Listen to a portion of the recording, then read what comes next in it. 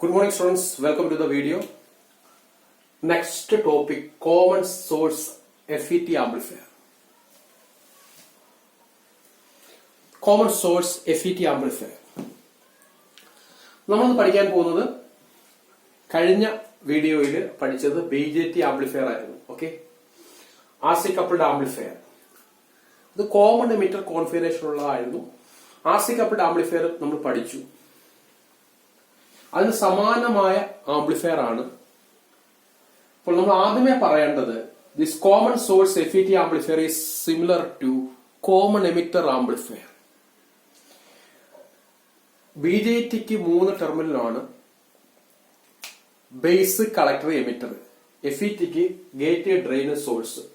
ഈ എമിറ്ററിന് സമാനമാണ് സോഴ്സ്. അപ്പോൾ common source FET amplifier common emitter ആംപ്ലിഫയറിന് സമാനമാണ്. It is similar to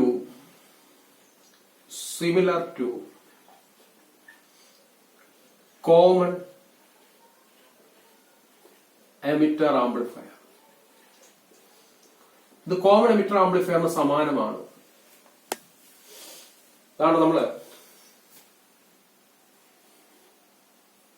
ചെറിയൊരു ഇൻപുട്ട് സിഗ്നൽ കൊടുക്കുന്നു. ഈ കപ്പാസിറ്റർ C1 എന്തിനാണ് ഉപയോഗിക്കുന്നത്? കഴിഞ്ഞ ക്ലാസ്സിൽ പറഞ്ഞതാണ്. C1 is used to connect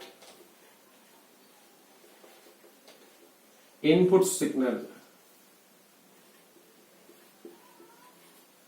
to base of the amplifier എന്ന് പറയല്ലേ. FETക്കകത്ത് ബേസ് ഇല്ല, ഗേറ്റ് ആണുള്ളത്.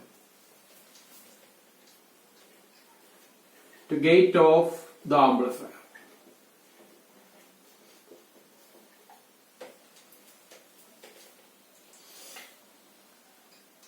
ഈ കപ്പാസിറ്റർ യൂസ് ചെയ്യാതെ കണക്ട് ചെയ്യാനുള്ള കുഴപ്പമെന്ന് പറഞ്ഞാൽ നമ്മൾ ഈ സാധാരണഗതിയിൽ ഇൻപുട്ട് സിഗ്നൽ കൊടുക്കുന്നത് ഫംഗ്ഷൻ ജനറേറ്ററിൽ നിന്നാണ്.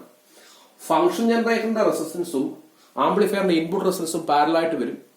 രണ്ട് റെസിസ്റ്റൻസ് പാരലായിട്ട് വന്നാൽ ഇഫക്റ്റീവ് റെസിസ്റ്റൻസ് എന്ത് ചെയ്യും? റെഡ്യൂസ് ചെയ്യും. അത് ബയസിംഗ് കണ്ടീഷനെ അഫക്ട് ചെയ്യും. ഇനി നമ്മൾ R1 R2 ഉപയോഗിക്കുന്നത് എന്തിനാണ്? R1 and R2 are used for biasing.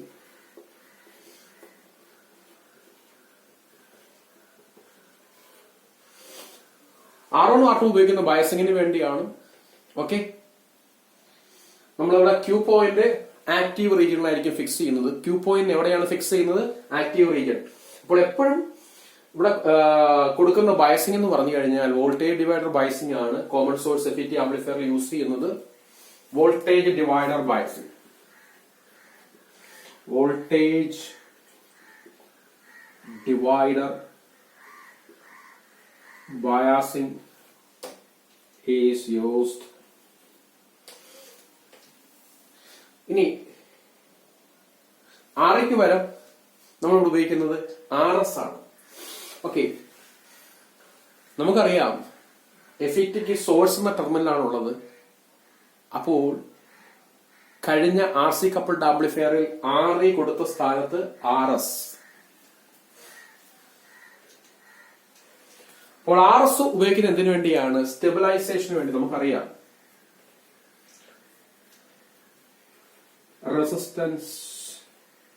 Resistor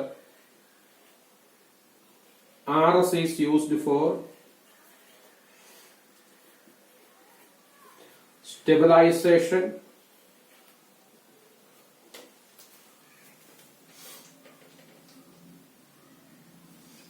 ഇനി എന്തിനു വേണ്ടിയാണ് RD ഉപയോഗിക്കുന്നത്? Amplified signal will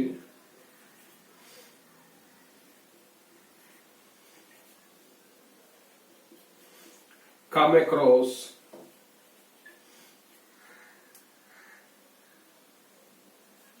RD. Amplifier signal RDക്ക് ക്രോസ് ആയിട്ട് വരും. ഇവിടെയാണ് ഔട്ട്പുട്ട് വരുന്നത്. ആംപ്ലിഫൈഡ് ഔട്ട്പുട്ട് വരുന്നത് ഇവിടെയാണ്.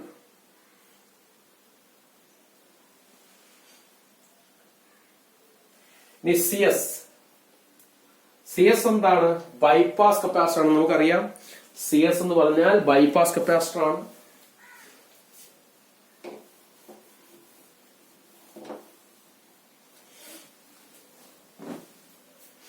സി എസ് എന്ന് പറഞ്ഞാൽ ബൈപ്പാസ് കപ്പാസിറ്റർ ആണ്. If that capacity is not used, capacitor is not used, AC signal will RS വഴി ഫ്ലോ ചെയ്യും,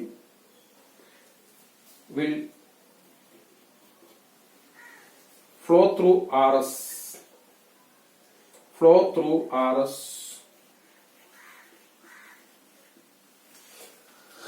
അപ്പോൾ ആർ എസ് നെക്രോസ് ആയിട്ട് വോൾട്ടേജ് ഡ്രോപ്പ് ഉണ്ടാവും.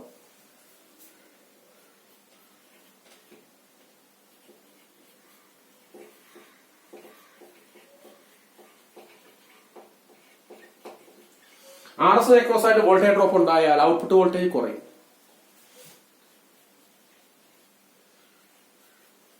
Output voltage decreases. Output voltage പറഞ്ഞാൽ വോൾട്ടേജ് എന്ത് ചെയ്യും? ഡിക്രീസ് ചെയ്യും.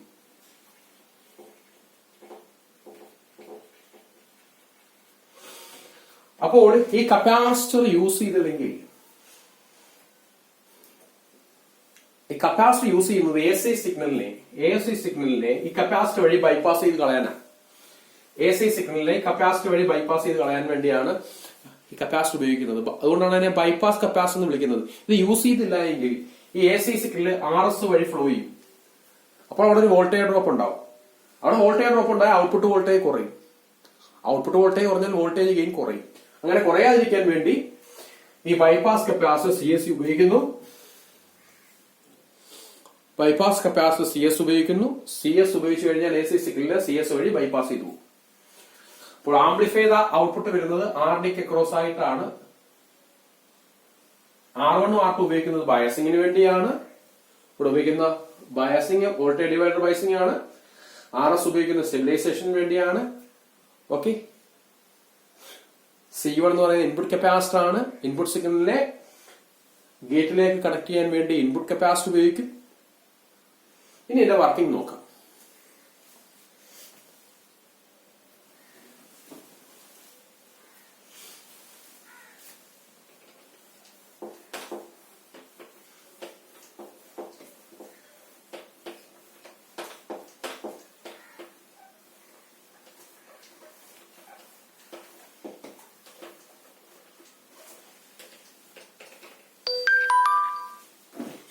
നമ്മൾ ഇൻപുട്ട് സിഗ്നൽ ഗേറ്റിലേക്ക് അപ്ലൈ ചെയ്യുന്നു. ഗേറ്റിലേക്ക് ഇൻപുട്ട് സിഗ്നൽ അപ്ലൈ ചെയ്യുന്നു.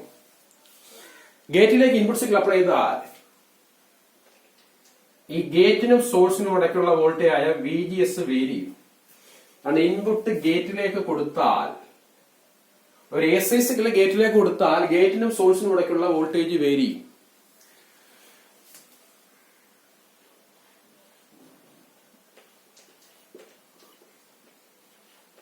When input signal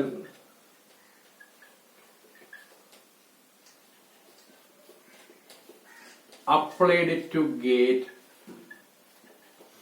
to source voltage ആയ VGS എന്തോ ഇൻക്രീസ് ചെയ്യും.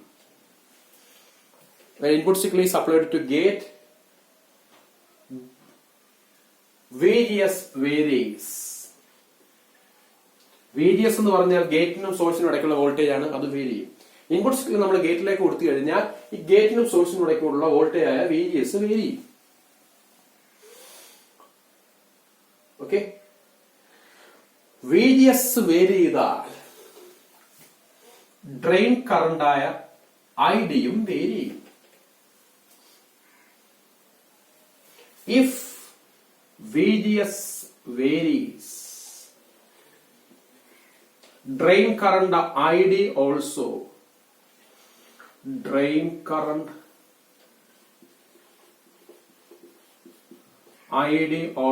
varies. ഇപ്പോൾ നമ്മൾ ഇൻപുട്ട് വോൾട്ടേജ് ഗേറ്റിലേക്ക് കൊടുക്കുമ്പോൾ ഗേറ്റിനും സോഴ്സിനും ഇടയ്ക്കുള്ള വോൾട്ടേജ് ആയ VGS വേരി. VGS വേരി ചെയ്താൽ ഡ്രെയിൻ കറണ്ടും വേരി ചെയ്യും. വേരി എന്ന് പറഞ്ഞാൽ അർത്ഥമുണ്ട്, രണ്ടർത്ഥമുണ്ട്, കൂടാം കുറയും. അപ്പോൾ ഇവിടെ വോൾട്ടേജ് കൂടുകയാണ് കുറയുകയാണ് ചെയ്യുന്നത്. ഒരു ഇൻപുട്ട് സിഗ്നൽ കൊടുക്കുമ്പോൾ എന്തായാലും ഇവിടുത്തെ വോൾട്ടേജ് കൂടുമല്ലോ, VGS കൂടും, ഗേറ്റിനും സോഴ്സിനും ഇടയ്ക്കുള്ള വോൾട്ടേജ് കൂടും. VGS കൂടിയാൽ IDയും കൂടും. നമ്മളൊരു AC സിഗ്നൽ ഗേറ്റിലേക്ക് കൊടുക്കുമ്പോൾ ഗേറ്റിനും സോഴ്സിനും ഇടയ്ക്കുള്ള വോൾട്ടേജ് ആയ VGS കൂടും. VGS കൂടിയാൽ IDയും കൂടും. അപ്പോൾ നമ്മളൊരു AC സിഗ്നൽ ഗേറ്റിലേക്ക് കൊടുക്കുമ്പോൾ ഗേറ്റിനും സോഴ്സിനും ഇടയ്ക്കുള്ള വോൾട്ടേജ് ആയ VGS വേരി ചെയ്യും. അപ്പോൾ ഡ്രെയിൻ കറണ്ട് ആയ IDയും വേരി ചെയ്യും. അവിടെ വേരി ചെയ്യാന്ന് പറഞ്ഞാൽ ആക്ച്വലി കൂടുകയാണ് ചെയ്യുന്നത്. VGS കൂടിയാൽ IDയും കൂടും. As VGS increases, ID also increases. IDയും കൂടും. ID കൂടിയാൽ RDക്ക് അക്രോസ് ആയ വോൾട്ടേജ് ഡ്രോപ്പ് ആയ RD എന്ത് ചെയ്യും? കൂടും. If ID increases, RD also increases.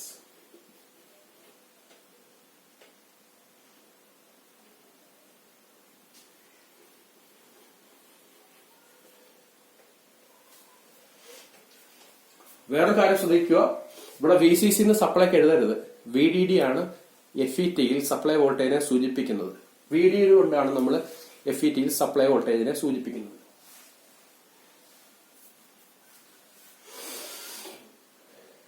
ഇനി നോക്ക്, VDD എന്ന് പറഞ്ഞാൽ ഇവിടുത്തെ വോൾട്ടേജ് പ്ലസ് ഇവിടുത്തെ വോൾട്ടേജ് ആണ്.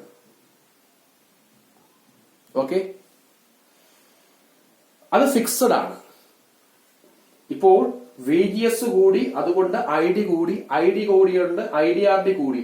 IDRD കൂടിയാൽ ഈ വോൾട്ടേജ് എന്തോ ചെയ്യും? ഡിക്രീസ് ചെയ്യും. ഓക്കെ, അപ്പോൾ ഞാൻ ഒന്നുകൂടെ പറയാം. ഒരു ഇൻപുട്ട് സിഗ്നൽ ഗേറ്റിലേക്ക് കൊടുക്കുമ്പോൾ ഗേറ്റിനും സോഴ്സിനും ഇടയ്ക്കുള്ള വോൾട്ടേജ് ആയ VGS വേരി ചെയ്യും. അപ്പോൾ ഡ്രെയിൻ കറണ്ടും വേരി ചെയ്യും. ഇവിടെ VGS വേരി എന്ന് പറഞ്ഞാൽ VGS കൂടും. VGS കൂടിയാൽ ID കൂടും. ID കൂടിയാൽ ID ഇൻറ്റു RD എന്ന വോൾട്ടേജ് ഡ്രോപ്പ് കൂടും. നമ്മൾ പഠിച്ചിട്ടുണ്ട്, VDD എന്ന ഈ വോൾട്ടേജ് എന്ന് പറഞ്ഞാൽ ഇവിടുത്തെ വോൾട്ടേജ് പ്ലസ് ഇവിടുത്തെ voltage. VDD is equal to IDRD plus VDS. Okay, അപ്പോൾ ഇവിടുത്തെ വോൾട്ടേജ് കൂടിയാൽ ഇവിടുത്തെ വോൾട്ടേജ് എന്തോ ചെയ്യും? കുറയും. അപ്പോൾ IDRD കൂടിയാൽ ഡ്രെയിൻ വോൾട്ടേജ് എന്തോ ചെയ്യും? ഡിക്രീസ് ചെയ്യും. Then drain voltage decreases.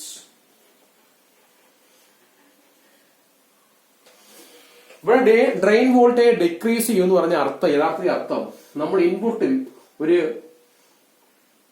Signal കൊടുത്താൽ അതിനെ ഔട്ട്പുട്ടിൽ റിവേഴ്സ് ചെയ്ത് തരും. ഇൻപുട്ടിൽ കൊടുക്കുന്ന സിഗ്നലിനെ ഔട്ട്പുട്ടിൽ നമുക്ക് റിവേഴ്സ് ചെയ്ത് തരും. കോമൺ എമിറ്റർ ആംപ്ലിഫയറിന് അങ്ങനെ ഒരു പ്രത്യേകതയുണ്ട്. അതിനെ വിളിക്കുന്ന പേര് ഫേസ് റിവേഴ്സൽ എന്നാണ്. ഇൻപുട്ടും ഔട്ട്പുട്ടും തമ്മിൽ 180 degree phase difference. Input invert ചെയ്താണ് ഔട്ട്പുട്ട് കിട്ടുന്നത്. ഇൻപുട്ടിന്റെ പോസിറ്റീവ് ഹാഫ് സൈക്കിളിൽ വരെ ഔട്ട്പുട്ട് കിട്ടുന്നത് നെഗറ്റീവ് ഹാഫും, നെഗറ്റീവിന് വരെ ഔട്ട്പുട്ട് കിട്ടുന്നത് പോസിറ്റീവ് ഹാഫുമാണ്. അതായത് ഇൻപുട്ടും ഔട്ട്പുട്ടും തമ്മിൽ 180 ഡിഗ്രി ഫേസ് ഡിഫറൻസ് ഉണ്ട്. Okay, there is a phase difference of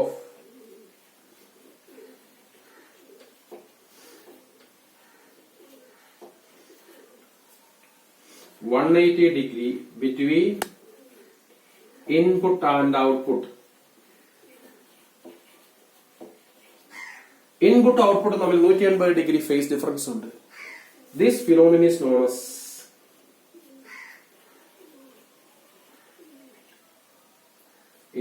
known as phase reversal. Phase reversal. ഞാൻ ഒന്നുകൂടെ പറയാം. നമ്മൾ ഈ ഇൻപുട്ട് സിഗ്നലിന്റെ ഗേറ്റിലേക്ക് കൊടുത്താൽ ഗേറ്റിനും സോഴ്സിനും ഇടയ്ക്കുള്ള വോൾട്ടേജ് വേരി ചെയ്യും. അപ്പോൾ ഡ്രെയിൻ കറണ്ടും വേരി ചെയ്യും. ഇവിടെ വേരി എന്ന് പറഞ്ഞാൽ VGS കൂടുകയാണ് ചെയ്യുന്നത്. VGS കൂടിയാൽ ID കൂടും. ID കൂടിയാൽ IDRD കൂടും. IDRD കൂടിയാൽ ഈ ഔട്ട്പുട്ട് വോൾട്ടേജ് എന്തോ ചെയ്യും? കുറയും. ഔട്ട്പുട്ട് വോൾട്ടേജ് കുറയും. ഇവിടെ ഔട്ട്പുട്ട് വോൾട്ടേജ് കുറയെന്ന് ഉദ്ദേശിക്കുന്നത് നമ്മൾ ഇൻപുട്ട് സിഗ്നൽ കൊടുത്തു കഴിഞ്ഞാൽ അതിനെ തലതിരിച്ചാണ് ഔട്ട്പുട്ട് കിട്ടുന്നത്. ഇൻപുട്ട് ഔട്ട്പുട്ടും തമ്മിൽ 180 ഡിഗ്രി ഫേസ് ഡിഫറൻസ് ഉണ്ട്. This phenomenon is known as phase reversal. Okay, അപ്പോൾ ഇത്രയേ ഉള്ളൂ FET ആംപ്ലിഫയർ.